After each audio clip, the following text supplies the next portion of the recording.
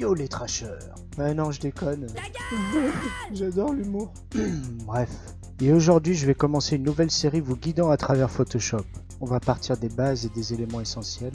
Mon objectif ici est de maintenir la simplicité de cette série, afin de permettre à n'importe qui d'apprendre à utiliser Photoshop. Du Steve Wozniak en herbe au Sekpa comme moi. Alors vous inquiétez pas. Ne t'inquiète pas, ça va bien se passer. Je peux comprendre que ça puisse être intimidant la première fois que vous ouvrez Photoshop, avec toutes ces options, mais il s'avère en fait qu'il a sa logique propre et qu'elle n'est pas si compliquée que ça en fait. Allez, c'est parti. Sky is the limit! Et c'est parti pour la première partie du tutoriel, l'interface. Alors, petite parenthèse, je suis sur la version CS6. Le fait étant que j'ai acheté ma clé il y a 3 ans, à peu près 3-4 ans si je dis pas de conneries. Et les clés du logiciel en fait elles étaient permanentes.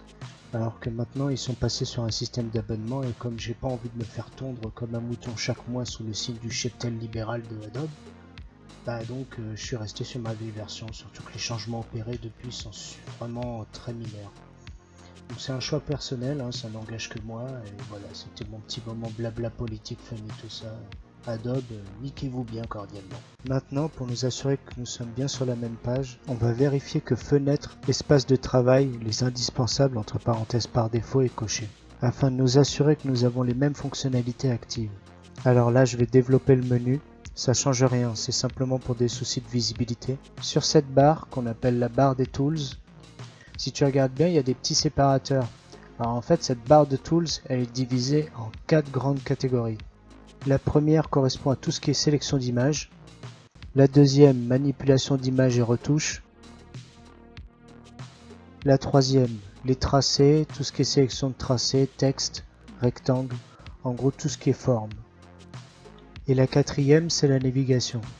Ensuite, on voit 2 carrés. Donc il y en a 2, c'est pour la couleur devant et la couleur derrière. Ça peut nous permettre par exemple de faire des dégradés, ce genre de choses. Et le double petit carré en bas à gauche en répétition, exactement pareil, mais en minuscule, c'est simplement pour revenir en fait aux valeurs par défaut, c'est-à-dire noir et blanc. On verra ça plus tard, c'est simplement qu'en fait il y a des outils de sélection qui utilisent des valeurs en niveau de gris. Donc du coup c'est bien pratique de, au lieu de rentrer à l'intérieur de ta première couleur, de mettre ça en noir 100%, en blanc 100%, ben en fait tu as simplement ce petit bouton à cocher. On va réduire la barre des tools, hein, ça donne plus d'espace de lisibilité. Vous avez remarqué, on voit toujours les séparateurs. Hein. Donc la première section, tous les outils de sélection. La deuxième, retouche d'image.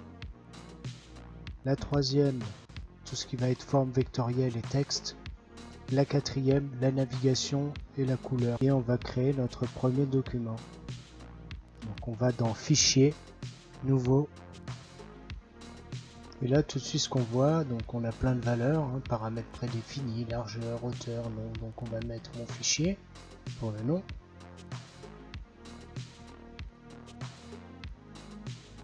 Donc on peut sélectionner des pixels, des pouces, des centimètres, des millimètres, ça c'est à vous de voir. On a des formats personnalisés, des formats aussi qui sont typés. Par exemple papier international, on a du A4, du A3, ce genre de choses.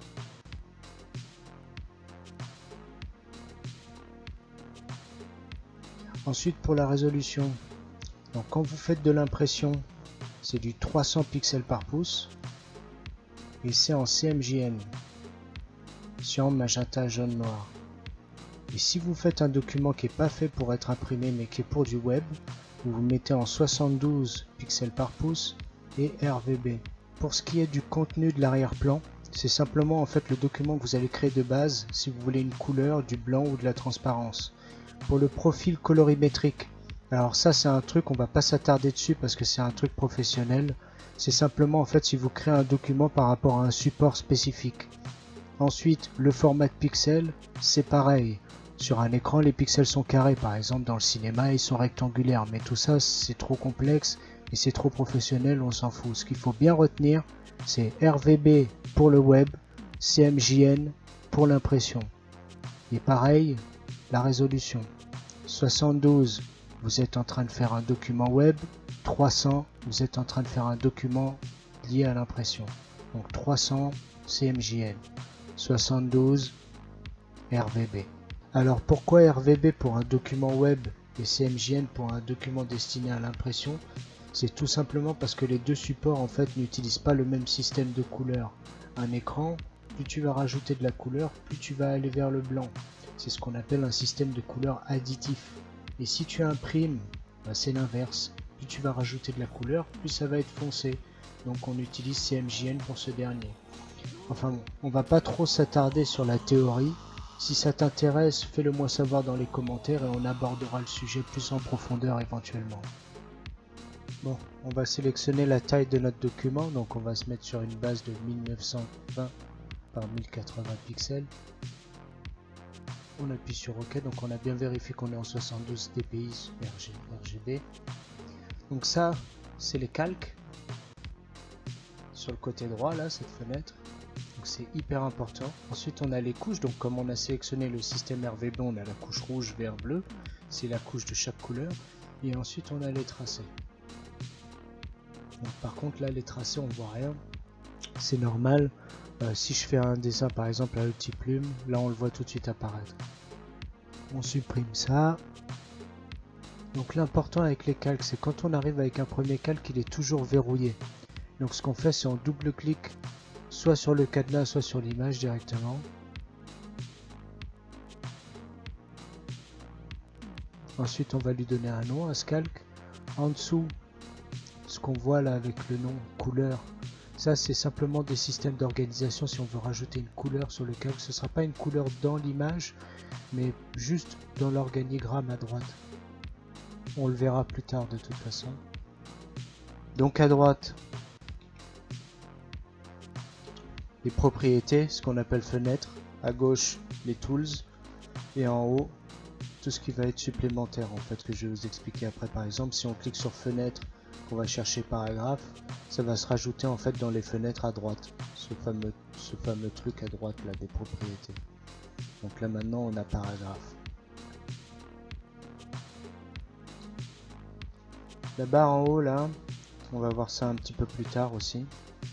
Et en bas il y a deux petits onglets. Donc le mini bridge, c'est simplement un explorateur de fichiers, et montage, c'est un genre de timeline, dans le sens où si vous avez besoin de faire des gifs animés, ce genre de truc. Donc maintenant on va s'attarder, c'est sur la barre des tools à gauche. Donc la première partie, vous vous souvenez, la partie tout ce qui est sélection. Le tout premier outil de la barre des tools, c'est l'outil move. Donc on le sélectionne et là on voit qu'on peut déplacer son calque. Ce qu'on voit derrière cette espèce de checker, ce damier, en fait il représente la transparence. Donc ensuite on a l'outil de sélection rectangle, donc c'est pour sélectionner un élément dans le calque sélectionné. Là pour l'instant on n'en a qu'un seul, et là quand on voit le curseur il y a un petit carré en dessous, ça veut dire qu'on peut déplacer la sélection, on est toujours en mode sélection, c'est pas fixe. Et là par contre si j'utilise l'outil move, je vais pouvoir déplacer ce que j'ai sélectionné au préalable. Donc là ce qu'on va faire, c'est qu'on va en faire plusieurs, simplement pour que je puisse vous expliquer un petit peu comment fonctionne le CTRL Z sur Photoshop. Donc pour désélectionner, on prend l'outil de sélection, on clique à l'extérieur, ou alors on appuie sur CTRL D. Donc là, si je fais CTRL Z pour revenir en arrière, j'appuie une fois, j'appuie deux fois sur CTRL Z, en fait ça fait genre un aller-retour. Je ne peux pas revenir en arrière plus d'une action. Pour faire ça, il faut faire CTRL ALT Z, et là par contre je peux revenir en arrière autant de fois que je le désire. Donc sur le même outil, on reste appuyé sur clic gauche, on voit qu'on a plusieurs formes. Donc là par exemple l'ellipse, on sélectionne l'outil move, on peut déplacer. CTRL Z, on prend l'outil de sélection, on déplace la sélection. Donc ensuite on a d'autres outils, genre par exemple pour sélectionner simplement une ligne de pixels. On a l'outil lasso pour faire des sélections, donc là on fait CTRL D pour désélectionner. On crée une forme. Et c'est toujours le même principe. J'ai ma flèche, je peux déplacer, je prends le move, je déplace ce qui a été sélectionné. Ensuite, on a un outil de forme rectangulaire, donc toujours CTRL D. Là, on va dessiner des genres de polygones, donc pareil, toujours le même principe.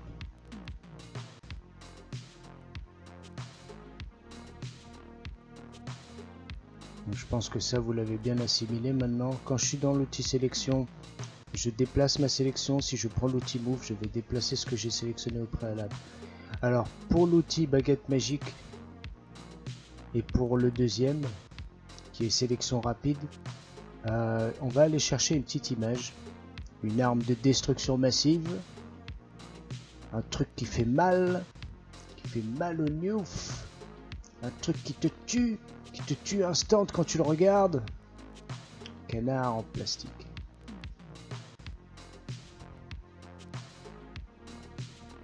Tiens, le canard plastique Spartan, il est mignon là. Donc, clic droit, copier. On peut directement copier-coller. Donc, CTRL V pour coller. On se met en outil Move. Et là maintenant, je vais pouvoir vous expliquer comment ça fonctionne les calques. C'est un peu comme une pile de papier calque. Ce qui va être au-dessus sera visible, ce qui est en dessous ne le sera pas, et en fonction de sa transparence. Par exemple, si je fais passer l'arrière-plan devant, on voit plus le canard. Mais si je fais mon outil de sélection qu'on vient de voir et que je supprime avec la transparence, on va le voir derrière. CTRL ALT Z pour revenir plusieurs fois en arrière. Ensuite, le petit œil, c'est simplement pour afficher un calque. On sélectionne le calque sur lequel on veut travailler. On prend l'outil baguette magique et on clique sur le blanc. Donc là, on voit qu'il a sélectionné du blanc, mais aussi pas mal du canard. Donc on en vient à cette fameuse barre en haut. Donc l'idée c'est que cette barre c'est toutes les options du tools que vous avez sélectionné. Donc là par exemple, ce qu'on va faire c'est qu'on va descendre la tolérance de la baguette magique. On va la mettre à 50. CTRL D pour désélectionner, on reclique sur le blanc. Et là, on a ce qu'il faut. Il a sélectionné uniquement le blanc. Donc l'outil de sélection rapide, c'est un petit peu la même chose, mais là on va le faire sur de la couleur pour qu'on puisse bien le voir. C'est plus on glisse, plus on va sélectionner en fait de l'information. Pour désélectionner, on sélectionne l'outil sélection, on clique ou alors CTRL D. Pour le recadrage, donc là il y a plusieurs outils aussi à l'intérieur, mais ils sont un peu complexes. Ils peuvent servir à la perspective, à la découpe, ce genre de choses. Il y a des outils de sélection aussi à la découpe. Là, on va surtout s'attarder, c'est simplement sur l'outil recadrage. Donc, on trace notre rectangle. Là, on voit qu'à l'affichage, on se retrouve avec un truc qu'on peut modifier. On peut changer aussi le cadrage en le prenant au centre. Et ensuite, exactement pareil, vous vous souvenez de la barre en haut? C'est les options du tools qu'on a sélectionné. Donc, par exemple, là, je peux sélectionner des tailles fixes ou même mettre moi-même ma propre taille. Par exemple 150. Tiens, on va mettre plus petit pour qu'on voit bien la différence entre la sélection de tout à l'heure et celle-là.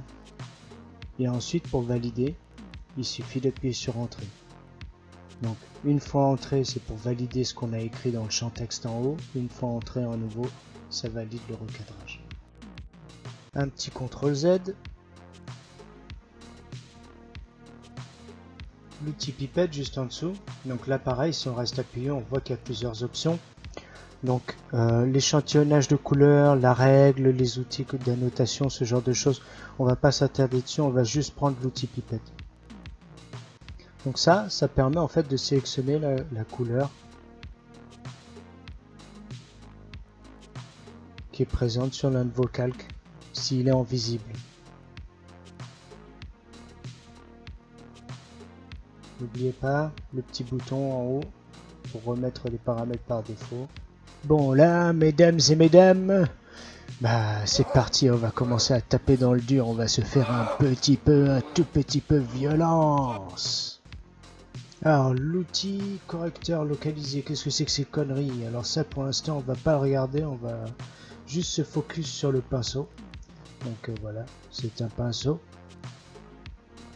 On peut utiliser la pipette pour pouvoir sélectionner des couleurs.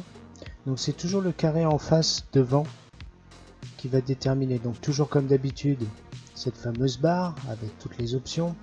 Là on peut cliquer sur les formes. Donc admettons par exemple je vais aplatir un petit peu mon pinceau et le tourner, ça va faire un espèce de calame pour avoir des pleins et des déliés.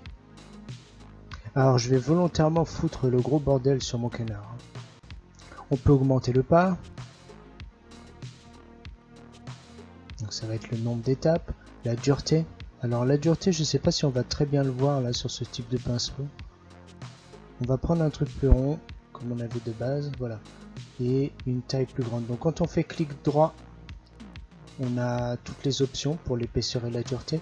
Donc admettons par exemple, si je prends, on va prendre plus gros. Voilà. Donc avec une dureté très basse, c'est-à-dire à 0%, je vais me retrouver avec un truc très flou. Et à 100%, bah, ça va être un trait extrêmement net. Ensuite, hop, on va regarder l'outil crayon. Donc bon, l'outil crayon, qu'est-ce qu'on peut dire sur l'outil crayon? C'est le truc que tu utilises jamais. Ah tiens, quand on appuie sur Alt, on peut utiliser la pipette en automatique en appuyant sur Alt de la touche de ton clavier. Voilà, l'outil crayon aura servi à quelque chose. Donc cet outil là, c'est pour faire un blend entre les couleurs. Donc par exemple, j'ai sélectionné le rouge comme vous avez vu, et sur du jaune ça va faire du rose. Ensuite on a le pinceau mélangeur, donc qui porte bien son nom, hein. On mélange. Ça peut être pas mal pour faire des petites estompes, ce genre de trucs si vous êtes en train de faire du dessin par exemple. CTRL ALT et molette, on va zoomer. Barre espace, on se déplace à l'intérieur de l'image. Donc pareil, hein, on va dégueulasser tout ça, bien comme il faut. Et oui, dégueulasse. Barre espace, comme d'hab. Je te salis ce canard, mais comme il n'a jamais été aussi sali. Pourtant, déjà de base, on fait des trucs sales avec. Ensuite, l'outil tampon. Alors, l'outil tampon, on a un duplicateur et un tampon de motif. Donc, on va prendre le duplicateur. Donc, l'idée, c'est qu'on appuie sur Alt. Alors, barre espace, on appuie sur Alt. On a une espèce de petite mire. Et en fait, cette mire va nous servir justement comme point de repère pour dupliquer là où on va dessiner ensuite. Donc, on voit mon outil de pinceau. Et on voit en même temps la petite croix sur la gauche qui montre en fait la mire sur laquelle je suis calé pour pouvoir dupliquer en fait cette partie. Ensuite, l'outil correcteur. Donc on a deux types. On a le localisé. Le localisé en fait, voilà. L'outil correcteur de ton direct échantillonnage automatique. Blablabla. Donc en gros, il va utiliser en fait ce qui est déjà présent. Donc par exemple là si je trace directement dessus, voilà. Ce qui se passe en fait, bon là on l'a pas très bien vu, je vais le faire plus sur des contours à l'extérieur. Il va estomper en fait entre les deux zones de l'image. Par exemple là entre le blanc, on l'a bien vu disparaître. On travaille comme ça. Donc ça c'est un outil, il faut pas mal taper dessus pour se rendre compte un petit peu. Celui que j'utilise le plus, c'est plus l'outil correcteur. L'outil correcteur, lui, va vraiment servir à estomper certaines zones en utilisant ce qui est déjà présent. Donc là, par exemple, là, on continue les micmacs dégueulasses. Tout à l'heure, on va voir une application justement de l'outil correcteur juste après qu'on ait vu l'outil tampon. Parce que je sais pas pourquoi, mais le correcteur est avant le tampon, alors qu'en général on fait d'abord le tampon et ensuite le correcteur, mais c'est pas grave. On va le voir tout de suite après et on va le mettre en application. Donc là, l'outil tampon, pareil, on appuie sur Alt, on va chercher son point de référence et on copie. Donc là, par exemple, voilà, je suis en train de copier une zone en jaune par-dessus. Et ensuite, c'est là que l'outil correcteur va me servir à quelque chose, c'est que je vais estomper toutes les zones en fait sur lesquelles j'ai peint auparavant. Ensuite, le pinceau d'historique. Alors ça, le pinceau de forme d'historique, on va pas y toucher pour l'instant. Mais le pinceau d'historique, pour l'expliquer brièvement, en gros, quand on le sélectionne, alors là il va me dire que c'est impossible parce que j'ai pas sélectionné en fait de point de départ dans mon historique. Ce qui se passe en fait, c'est qu'on ouvre l'historique et on voit un tout petit carré là sur la gauche de chaque action qui ont été réalisées. Donc par exemple, avant le correcteur, tiens, je vais me mettre au tout début, quand l'image était totalement blanche. ce qui va se passer, c'est que quand je vais peindre, je vais peindre l'information en fait de cet instant T. Par exemple, je me remets sur le tampon de duplication que j'avais fait tout à l'heure. On se met sur le correcteur. Et on revient avant l'outil tampon. Donc si on choisit un instant T en fait dans la modification de l'image, et on va pouvoir peindre les informations de cet instant. Donc ça peut être très pratique pour faire de la retouche, ce genre de choses. Je pense qu'on va le pousser un petit peu. Donc je vais juste augmenter, c'est le nombre de endo dans mon historique. Donc là dans édition préférence, on a le général, l'interface, et en fait ce qui nous intéresse nous, c'est les performances. Et donc dans état d'historique, on va mettre un chiffre. Bon là c'est 300. Ça fait un peu le déglingo là. On va descendre un peu. J'aimerais bien, voilà, dans les 200 à peu près. Voilà. Là maintenant, donc on dézoome avec CTRL ALT, barre espace pour se déplacer. Faut bien comprendre ce système de triplette. Sur Photoshop, ça fonctionne toujours avec ALT, CTRL et SHIFT. Donc on revient au début. Donc là je suis vraiment revenu au tout début. Genre j'ai plus aucun calque, j'ai plus rien. On va rechercher une arme de destruction massive, un truc de bourrin. Encore plus violent que le canard spartiate, le super canard. Bon, on va rester dans les... Ouais, hein. Je vais pas dire le mot, mais... Donc, CTRL V. On désactive derrière. Et là, on va commencer à jouer un petit peu avec ce qu'on a appris. Donc, par exemple, l'outil de duplication, l'outil correcteur, l'outil pinceau, ce genre de choses. Donc là, j'utilise l'outil pinceau et je peins l'intégralité du background avec l'outil pinceau parce que je vous ai pas encore montré l'outil pot de peinture, mais ça va venir. C'est une façon de peindre plus rapidement. Donc j'ai des affichés pour bien voir, et maintenant ce qu'on va faire, c'est qu'on va utiliser par exemple notre baguette magique. On est toujours sur 50 là au niveau de la tolérance, et hop, CTRL D, on désélectionne, on a réalisé notre premier détourage. Ce qu'on va faire maintenant, c'est on va le dupliquer ce canard, ce super canard. On prend l'outil tampon, Alt pour avoir son point de référence, et on commence à peindre. Donc là c'est en train de dupliquer directement en fait à partir du point de référence qu'on a pris.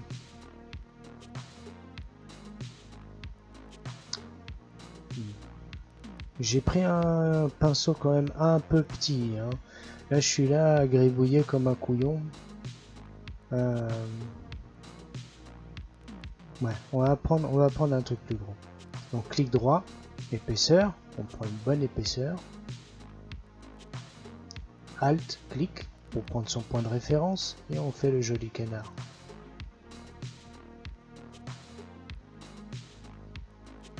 On prend l'outil Move.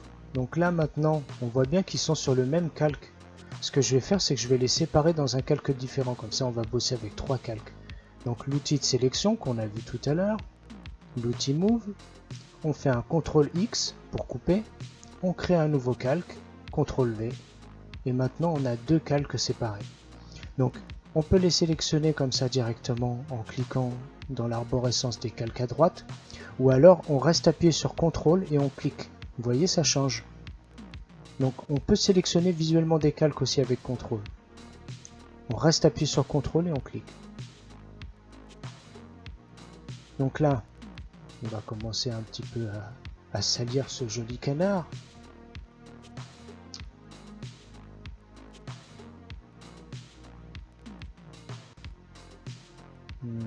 Je regardais si je pouvais faire un petit truc avec l'outil de pinceau d'historique pour vous montrer un peu comment ça marche. Vu que je vous l'ai présenté, là on aurait pu le mettre en application. Mais je pense qu'on va d'abord déformer...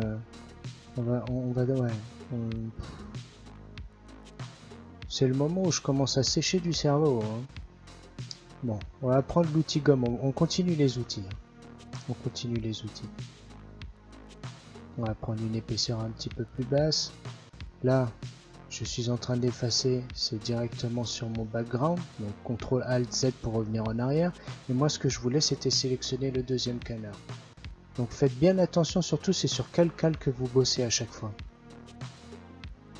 Donc là on efface un petit peu le canard. On va revenir au moment du déplacement et là avec mon pinceau d'historique je vais pouvoir recréer l'information que j'ai effacée. Voilà, comme ça on a une meilleure vue en fait de la mise en application de l'outil du pinceau d'historique, comme ça c'est un peu plus clair pour vous. Ensuite, donc dans l'outil de peinture, pot de peinture, on a le dégradé, le pot de peinture. On va faire le dégradé. Donc vous vous souvenez au début, on avait deux images. Donc ça, dans les options, on va pouvoir choisir la façon dont ça va se mélanger. On va faire Alt, on sélectionne le jaune et ensuite on peut soit intervertir avec le bouton en haut, soit cliquer directement là-dessus et pareil avec Alt, on va faire un bleu. On va faire un dégradé du jaune au bleu comme ça. Donc je me mets bien sur le bon calque de l'arrière-plan, Shift pour être droit. Et là on a fait un dégradé. C'est fantastique. L'outil de peinture, si on a envie de remplir des zones complètes. Si on appuie sur X, on va pouvoir intervertir en fait les deux couleurs qui sont sélectionnées dans notre palette de tools. Voilà. Dans les tools, on peut appeler ça comme ça.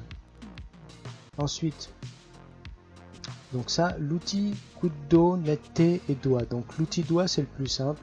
C'est en fait c'est un petit peu comme si on estompait avec son doigt en tirant sur la matière. Donc on sélectionne le bon calque. Donc ça par exemple ça peut être assez pratique pour admettons vous êtes en train de faire un dessin un peu type fusain, vous voulez estomper des zones, etc.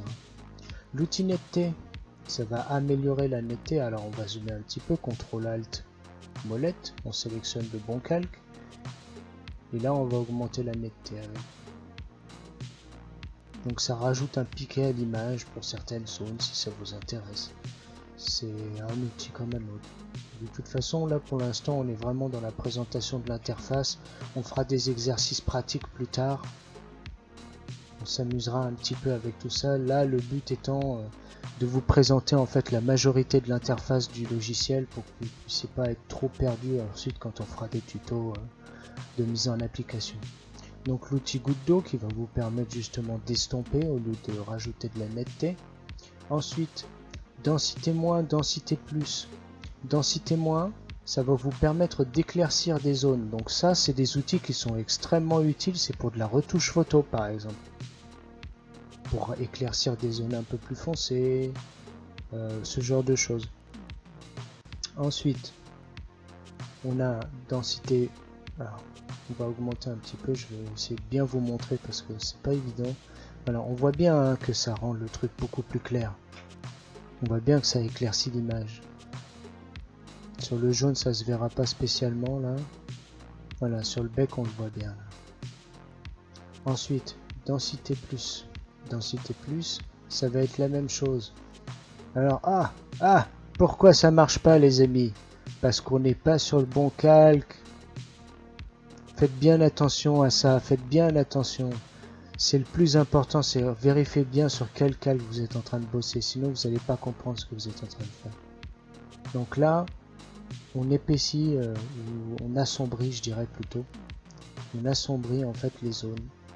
Et l'outil éponge, ça permet de faire une espèce de d'estompage en fait entre les différentes zones qu'on aura éclaircies et assombries. L'outil plume, ça on va s'attarder dessus un peu plus tard, dans le sens où là pour le coup il faudrait limite un cours spécifique dedans, mais on va s'amuser un petit peu avec plus tard quand je discuterai avec vous de tout ce qui est texte, etc. Pour la sélection de tracés, alors ça on va dessiner d'abord une forme, donc on prend par exemple le petit rectangle. Comme ça me permettra de vous expliquer un peu la différence entre les deux curseurs. Donc là, le tracé, il est présent. Hein. Donc à chaque fois qu'on fait un tracé comme ça avec une forme en vecto, ça reste. Donc le blanc, quand on a le curseur blanc, en fait, ça nous permet de sélectionner chaque point qui ont formé en fait le tracé qu'on a créé. Et le noir, la flèche pleine nous permet en fait de sélectionner l'intégralité du tracé qu'on a fait. Donc en gros un peu comme si on sélectionnait le conteneur et ce qui est à l'intérieur du conteneur. Là par exemple je sélectionne avec le blanc, donc la flèche vide. Là je vais pouvoir déplacer mes points.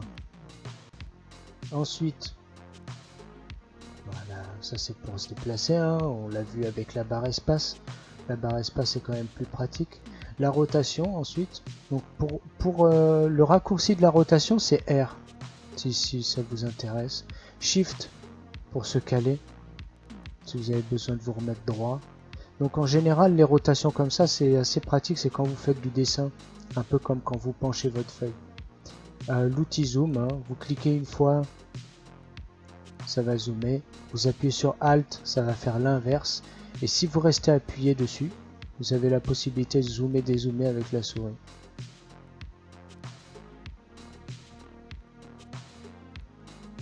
Voilà. On va faire joujou un petit peu maintenant avec tout ce qu'on a vu. Par exemple là j'avais tiré mon canard avec l'outil doigt. Je me remets dans le pinceau d'historique par exemple. Alors je sélectionne le bon calque hein, parce que je suis sur ma forme. Et là je peins avec le pinceau d'historique pour revenir. Donc c'est une forme de CTRL Z du turfu en fait. Dans le sens où quand vous faites CTRL Z vous allez perdre les informations de tout ce que vous avez créé auparavant. Alors que là pour le coup c'est un CTRL Z ciblé. Un CTRL Z chirurgical on dirait. Un truc comme ça. Alors ça y est, on a fini la première partie, l'interface. Alors c'était le plus gros de l'histoire. Hein. Je t'imagine bien là en train de fatiguer, on est quand même déjà à quoi 31 minutes, à peu près 32 minutes de tutoriel. Donc tu dois commencer à être au bout de ta vie, tu dois te dire genre putain il me fatigue ce mec avec sa voix de maniaco-dépressif atteint de paralysie faciale qui parle avec une voix tellement molle qu'on a l'impression qu'il essaye d'écrire une thèse sur la joie de vivre enfermé dans une cave depuis 5 ans sans lumière.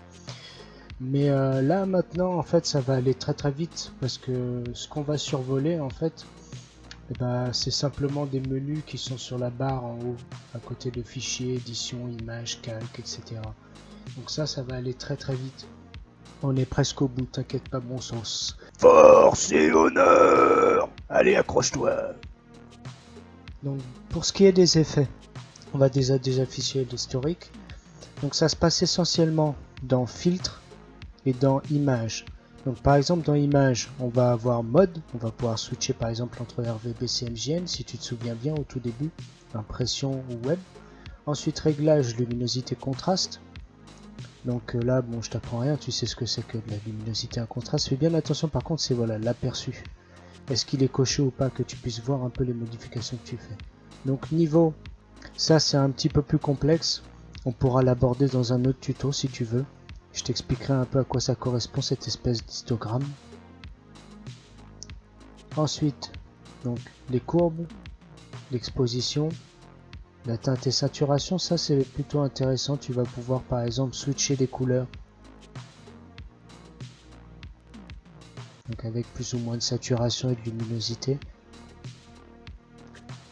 Fais toujours bien attention, il faut qu'aperçu soit coché si tu veux voir les modifications que tu es en train de faire.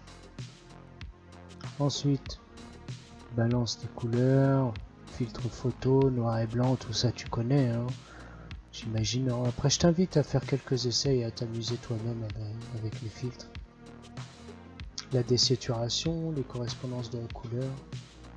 Ensuite dans filtre, donc tu as le plus gros du schmilblick, c'est galerie de filtres. Donc là tu vois tu vas avoir plein de filtres que tu vas pouvoir appliquer et ça fonctionne exactement comme pour les calques. Tu vas pouvoir les superposer. Donc par exemple si tu en crées un nouveau et que tu cliques dessus et que tu mets un autre effet, ensuite tu vas pouvoir jouer avec les options bien sûr, l'épaisseur des traits, toutes les options que tu vas avoir appliquées à tes filtres et tu vas pouvoir en fait les superposer en voyant si tu peux les afficher ou pas. Donc t'en as une... t'en as un tas. Hein. Et encore je sais, je crois que tu peux en télécharger des en mode pas comme des plugins, mais tu vas pouvoir en rajouter plus tard si ça t'intéresse.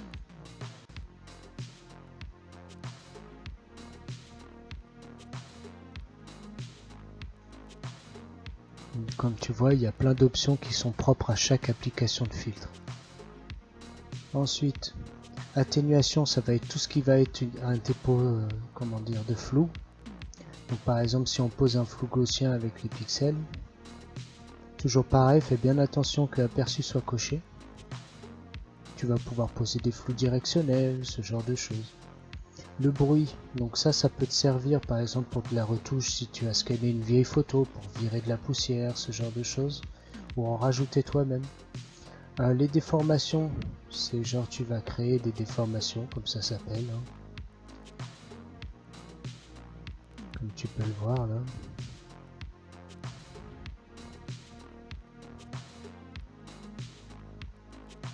Ensuite, dans esthétique, donc là ça va être un petit peu comme dans la galerie de filtres. Tu vas avoir quelques essais comme ça, genre type estampage, ce genre de choses.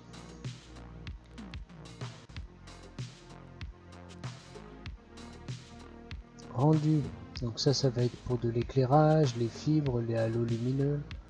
Là, on va faire joujou un petit peu avec le halo lumineux. Alors ça c'est pour te montrer en général quand tu l'appliques à une forme qui est détourée. Ça se passe pas super bien. C'est pas le mieux, ça reste quand même de le poser directement sur un aplat. Par exemple, regarde, si je le mets sur l'arrière-plan, donc on va faire pareil. Filtre, rendu, halo. Je me suis pas mis sur le bon calque, excuse-moi. Voilà à peu près. Hop. Et là, on a un super canard qui brille de mille feux. Dans les renforcements, ça va être tout ce qui va être un petit peu tout ce qui, oui, accentuation, ce genre de choses. Exactement comme ce qu'on avait vu avec densité plus, densité moins dans la barre des tools.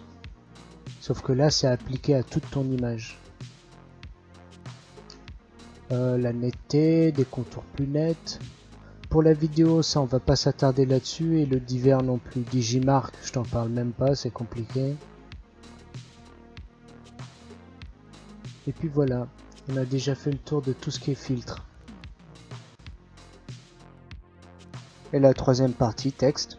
Alors c'est pareil, on va la survoler très rapidement. Pour un aperçu du logiciel et tous les basiques, là on commence à être vraiment calé. Donc pour le texte, si on reste appuyé dessus, on voit qu'on a du texte horizontal, du texte vertical, des outils de masquage. On va prendre le texte horizontal. Donc on fait une sélection, un rectangle, et en fait le texte va se retrouver à l'intérieur de ce rectangle. Donc on peut le remplir avec du faux texte, coller le rem ipsum, ou alors vous écrivez ce que vous voulez dedans. On prend l'outil Move, là il n'est pas devant, donc je le mets devant dans la pile des calques. On va le mettre un peu au milieu. Voilà. On double-clique sur le calque pour pouvoir l'éditer. Ensuite dans Fenêtre, Paragraphe.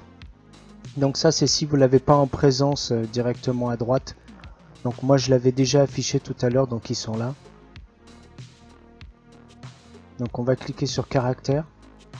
Donc dans Caractère on peut choisir le style de la typographie.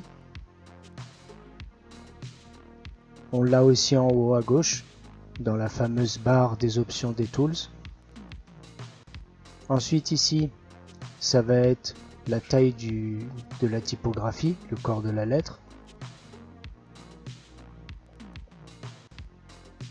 Là, l'interlignage, donc l'espace entre les lignes.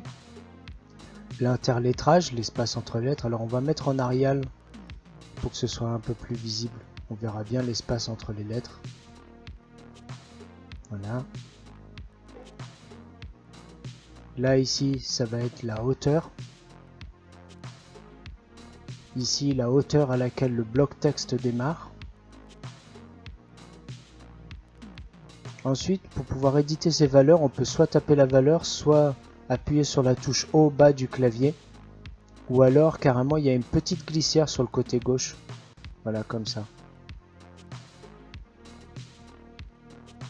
Ensuite, on a plein de petites options, comme par exemple mettre les corps en italique, en capitale, ce genre de choses. Donc des petites capitales, on a plein de petites options.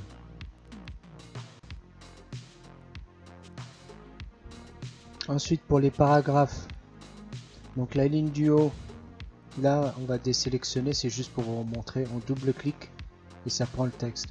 On peut prendre par exemple simplement une partie du texte ou prendre tout le texte. Donc là, on va le justifier centré, en faire à droite. Voilà. Donc ça, c'est la façon dont le texte va être réparti. Ensuite, ici, c'est le point de démarrage. Bah tiens, on va utiliser avec Glicia. Ça se verra mieux. Voilà. Donc c'est le point de démarrage à gauche. Le début du lettrage, s'il y a un décalage, par exemple, pour faire des paragraphes.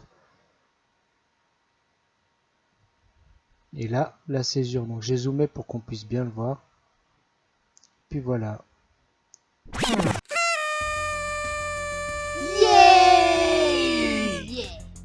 Voilà, c'est fini. C'est fantastique, on a survolé 30 à 40% de Photoshop. Et on a vu quelques petites applications des tools en question.